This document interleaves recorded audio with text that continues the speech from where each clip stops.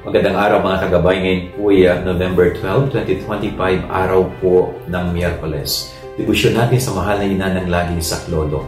Ako po si Father Marvin at ang ating ebanghelyo ay hango sa ebanghelyo sa Lucas chapter 17, verse 11 to 19. Ang ganda po ng ebanghelyo na ito. Ito po yung tungkol sa pagtanaw ng utang na loob. Alam nating lingunin yung mga taong naging mabuti sa atin. Alam nating alalahanin, pasalamatan yung mga taong hindi tayo iniwan nung tayo po ay lugmok sa kahirapan.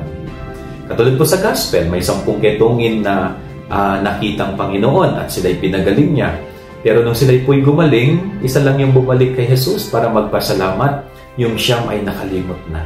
Sana ho, wag po tayong maging ganon. No? Anumang biyaya ang nagagawa ng anumang kabutihan ang nagagawa ng ibang tao sa atin, lalong-lalo na nung tayo ay talagang walang-wala, hirap na hirap sa buhay at hindi tayo iniwan.